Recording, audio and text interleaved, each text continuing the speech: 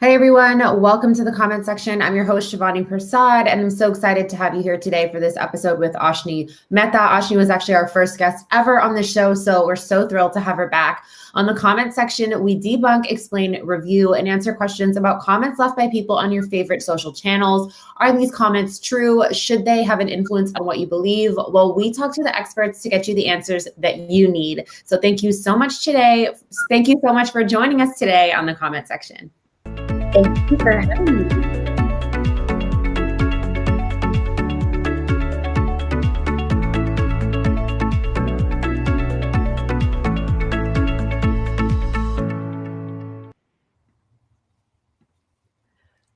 So to discuss these comments today with me, I have Ashni Mehta. She is the Senior Digital Strategist at Stand Up America, where she leads the organization's social media strategy and manages a grassroots community of over 1.2 million progressives over Facebook, Twitter, and Instagram. Ashni, I'm just going to click you into the program. Thanks so much for joining me today.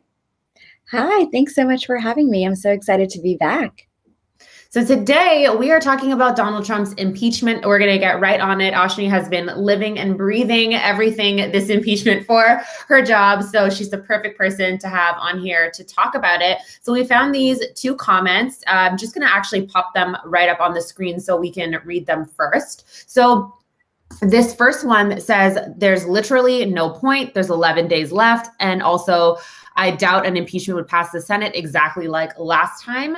And the next comment we're discussing says Republican senators who say that convicting Trump will not unify the country are missing the point. A conviction is about ensuring the principles of our democracy are upheld and prohibiting him from running for office again, among other privileges that will be removed. It's justice.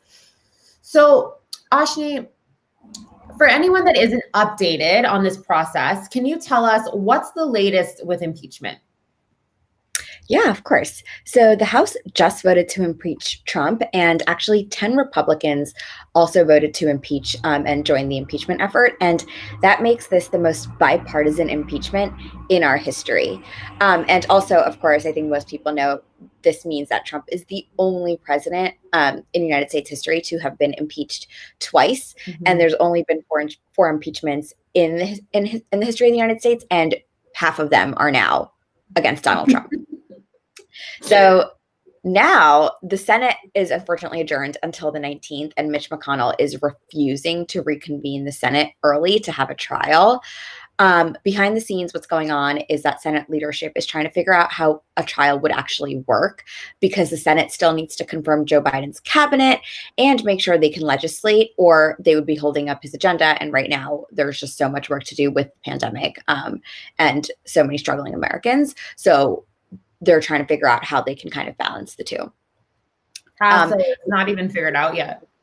Yeah, so they're still trying to figure it out. Like right now, it's looking like they'll be splitting their days for the next few weeks to confirm the cabinet and also have the trial, or they could possibly Nancy Pelosi could hold the articles of impeachment in the House until the 25th, until after the cabinet is confirmed.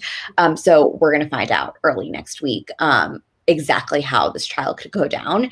And this is really, just to reiterate, unprecedented. Being impeached is so rare. And to have to impeach someone as they're leaving office is something that we've never seen. So a lot of this is just going to be like waiting and seeing how things unfold. Okay. And so I'm going to just pop this first comment back up on the screen.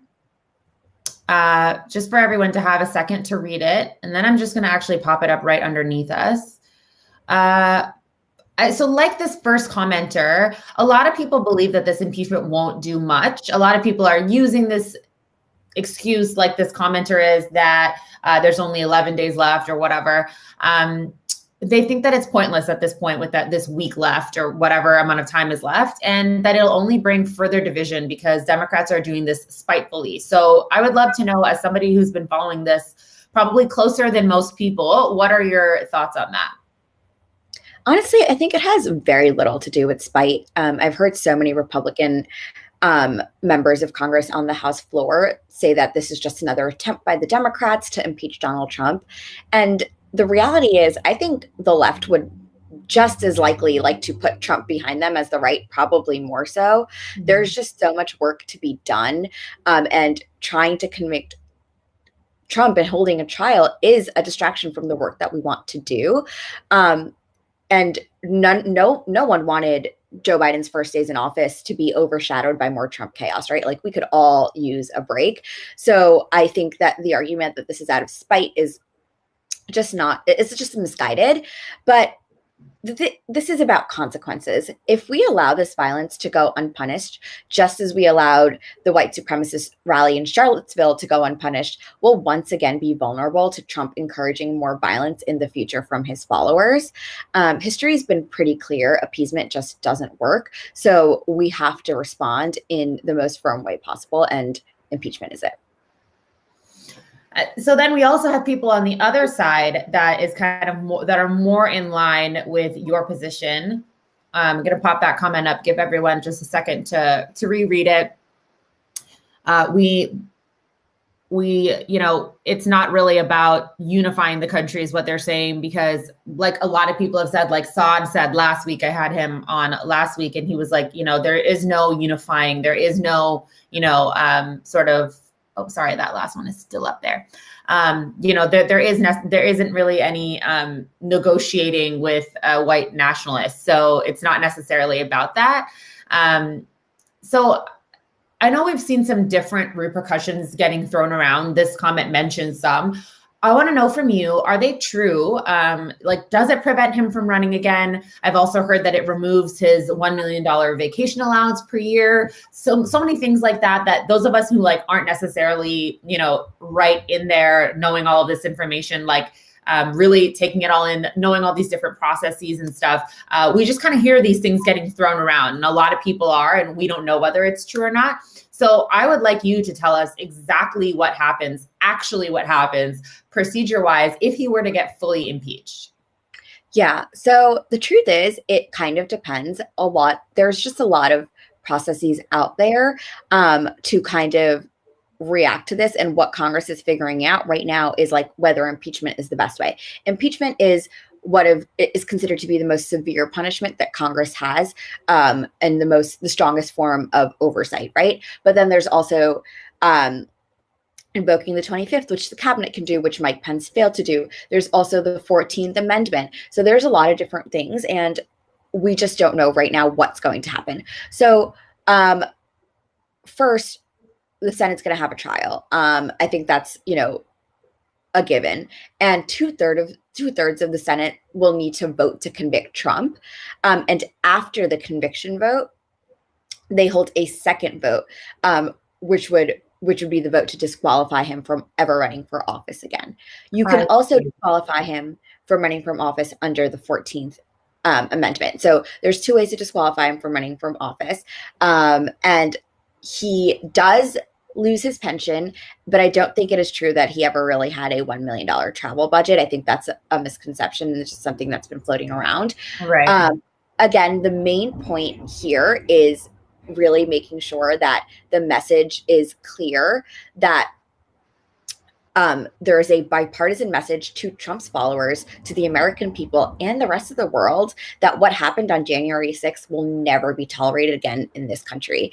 Our democracy hinges on the peaceful transition of power, and failing to convict and disqualify Trump would be a rejection of the oath of every member of Congress swore to uphold. It's just ridiculous that it can get that bad, and we're still contemplating whether we should impeach him or convict him or disqualify him. Right. And I think it's so telling that there were, 10 Republican Congress people that did vote to impeach, Liz Cheney being one of them. I mean, she's the third Republican in line. She's the third most powerful Republican. I mean, that's saying so much. I don't want to give anybody a pat on the back for all of a sudden having morals. However, I know that must have been a massive decision given the amount of pushback that she's getting, and she's getting like so much blowback now. We're seeing that, and she's standing really strong in her stance. So I think that that's really telling that there are a lot of people on the other side that think that this was not okay. And I think I also saw two Fox News hosts arguing about it. And one of them actually said, if it was a Democrat that had done this, do you think we'd be fighting for impeachment? Of course we would. Like, we would say this is not right, you know? So there's just so many different ways that you could look at it. Yeah. And I think something that's also really telling to your point is that every Republican member of Congress that got up on the floor and spoke during the impeachment part of it in the House, no one was really defending Donald Trump, right? Like, no one was saying that he didn't do anything. No one was saying that, like, he shouldn't be held accountable. Everyone knew that he was in the wrong. Everyone can admit that he is the one that encouraged this, that really instigated these riots. And it seems that even the people there are saying that he instigated those riots. There's no confusion about who did it and how bad it is. It's now just really a reaction of how it's a matter of how far we're willing to go to punish this and make sure it doesn't happen again. And I think as a voter, I want to do everything in my power to make sure that we're not in this position again. Mm-hmm.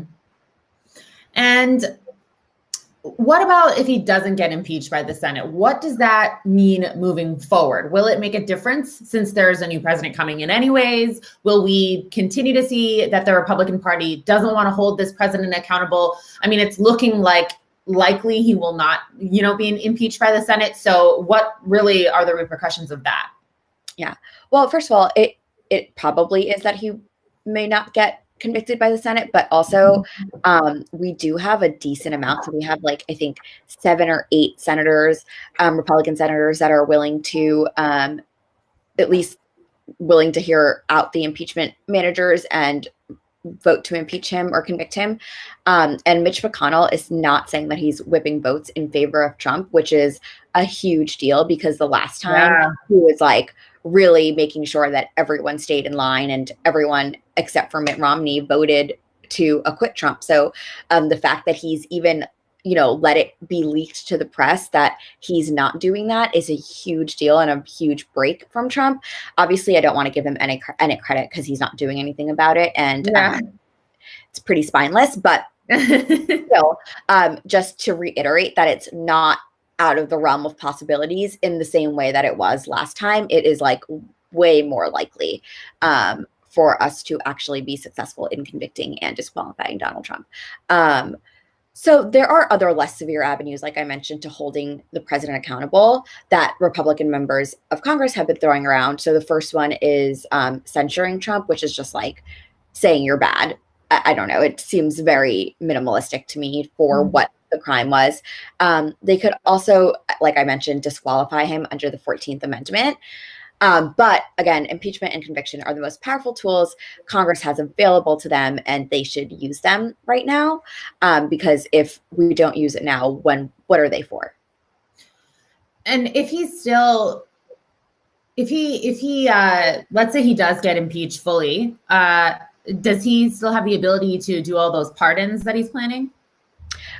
He has to, well, he won't get impeached fully before he leaves office, so he won't be able to pardon anyone after he leaves office. But from now until Wednesday, yeah, he can pardon whoever he wants, including the rioters, including his kids or possibly himself. So we just don't know. Right. And I also, just out of curiosity, what do you think is kind of driving this change of tune from Mitch McConnell? Because everyone's very, very surprised. There are people that have not changed their tune: Ted Cruz, Josh Hawley, Matt Gaetz. There are people who are still, acting like business as usual. And when I say business as usual, I mean of the last 4 years. So this is something that I never thought I would see. If you think about our first episode, we were talking about how we know that Mitch McConnell was the one really holding up this stimulus check. And now, and again, like you said, I don't want to give him any credit at all, but I do find it interesting that he's changing this tune. And I was wondering, what do you think that's because of? For him, it's always about political power. Now Trump is starting to be dead weight, right? Like, he's going to be a wild card that's not even in power anymore. So he doesn't have the same control over the military and just being able to do whatever he wants and doesn't have executive protections.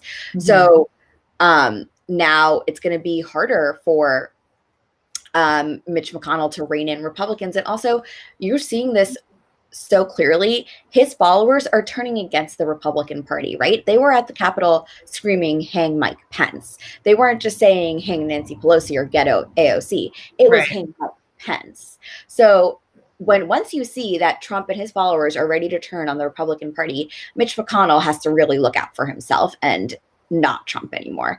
And by not convening the Senate early and not whipping votes to do that, and not also impeaching Trump, what he's essentially doing is making sure that later on he could say that he wasn't disloyal to Trump, so he could still pander to Trump's base, while also pandering to the base of Republicans that realize how absurd this is.